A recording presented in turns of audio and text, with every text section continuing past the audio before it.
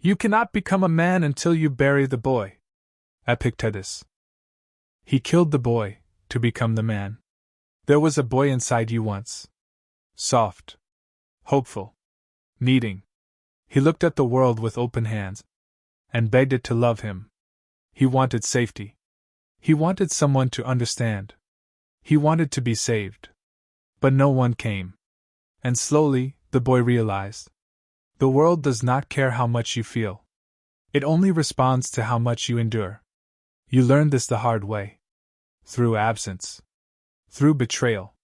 Through the kind of pain that doesn't scar the skin, but breaks the soul. You wanted them to stay. But they left. You wanted them to say sorry. But they never did. You wanted to be chosen. But they looked through you like fog. And so the boy cried. And you let him. But then one day, you looked at his tears. And you understood. He had to die. Not because he was wrong, but because he was in the way.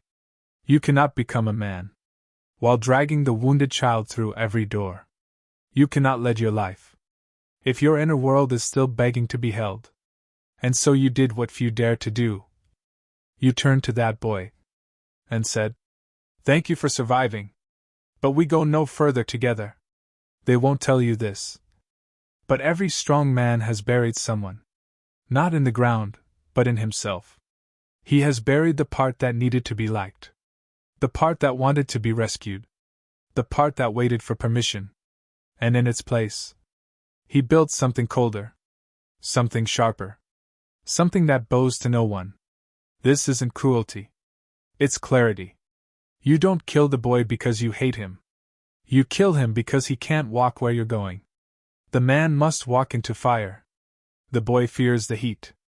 The man must stand alone. The boy screams for company. The man must build. The boy waits for help. So if you want to rise, you must cut away what clings to comfort. What fears rejection. What still wants to be told.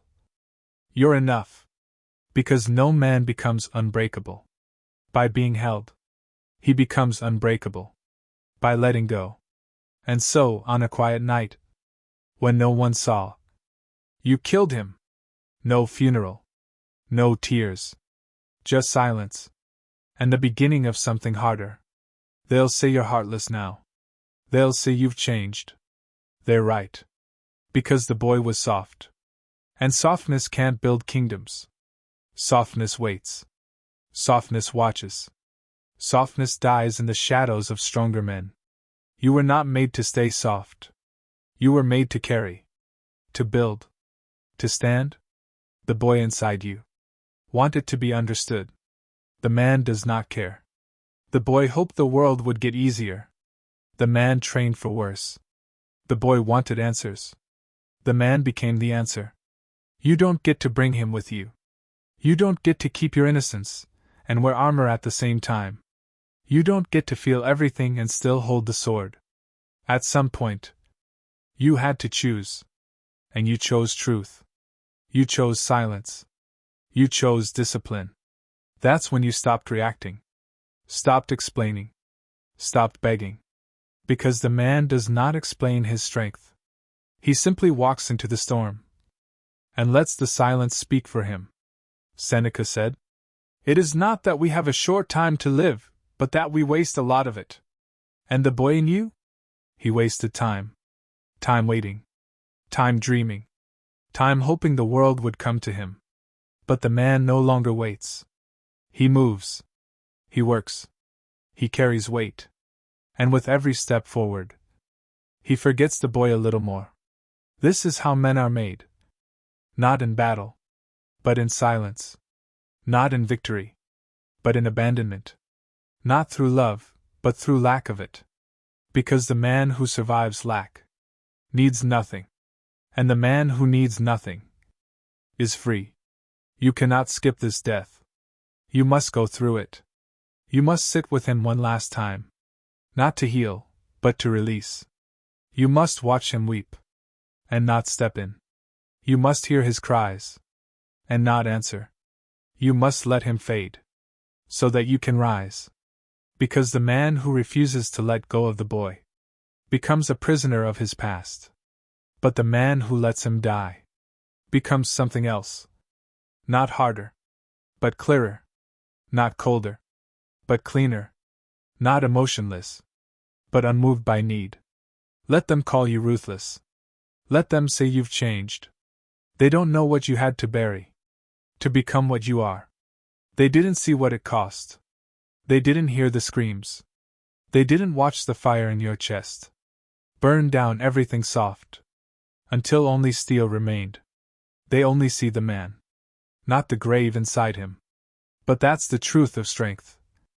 It's not gained. It's bought. And you paid with the last parts of you that needed love to stand. Now you stand alone. Not because no one came, but because you finally stopped waiting. The boy is gone now, and in his place stands something the world cannot touch. Not louder, not angrier, just still. Because the true man doesn't need to roar. He doesn't need to be seen. He doesn't even need to be understood. He needs only this: to be unmovable. There is no ceremony when it happens. No applause. No voice saying, "You've made it." Only silence. But that silence isn't empty. It's clean. There are no more wars inside. No more screaming for love. No more questions. You walk slower now, not because you're weak, but because you're not running anymore. You speak less, not because you have nothing to say, but because you've learned what doesn't deserve a voice. You trust less, not because you're broken, but because you finally see what you were giving away too easily. There's no bitterness in you. Only truth. The man who survives that inner death doesn't hate the world. He just sees it for what it is. He doesn't chase affection, because he knows its price. He doesn't seek approval, because he knows it's poison. He doesn't fear rejection, because he's already lived it. He walks now with something deeper. A mind that no longer flinches, and a heart that no longer begs. You become colder. Not cruel, just calm. Not numb, just immune. Because when you've been broken by the ones you trusted, you stop handing out the pieces of yourself like invitations. You stop hoping someone else will carry your weight. You carry it. All of it. And it doesn't crush you. It strengthens you. The man does not dream of being saved.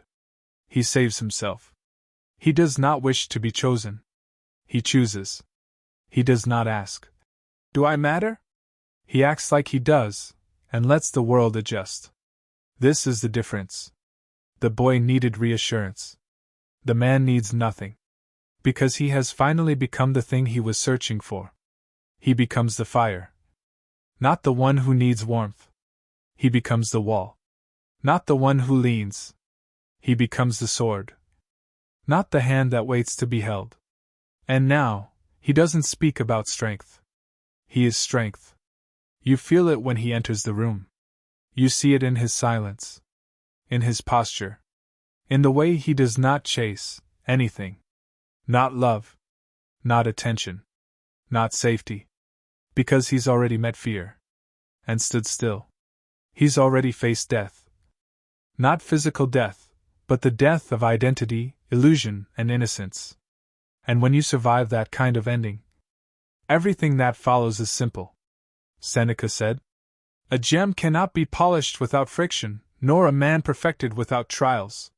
You were polished in the dark. Perfected in absence. Sharpened in silence. And now? Now you are not impressive. You are not nice. You are not safe. You are undeniable. There are no medals for what you've done. No titles. No recognition. Because this kind of becoming is invisible. It doesn't happen on stages. It happens in rooms no one else enters. When you sat in your shame and didn't run. When you buried the boy and didn't look back. When you felt the weight and didn't break. That's where it happened. Not in what the world saw, but in what it never will. And now, you move differently. You speak slower. You let others rush, panic, fall apart, and you remain still. You let them misunderstand. You let them leave. You let them project, attack, withdraw. You are not here to control. You are here to command. And command begins inside. The man who has walked through his own destruction does not fear losing anymore. Because he knows what's real cannot be taken. And what was taken was never real. He no longer defends himself. He disciplines himself. He no longer argues. He removes himself. He no longer hopes. He acts. Because he knows. To build anything unshakable, you must first become unshakable. This is the man who replaced the boy. Not because he wanted to be cold, but because he had to be solid. Not because he hated weakness, but because he could no longer afford it. Not because he lost love, but because he finally found it within.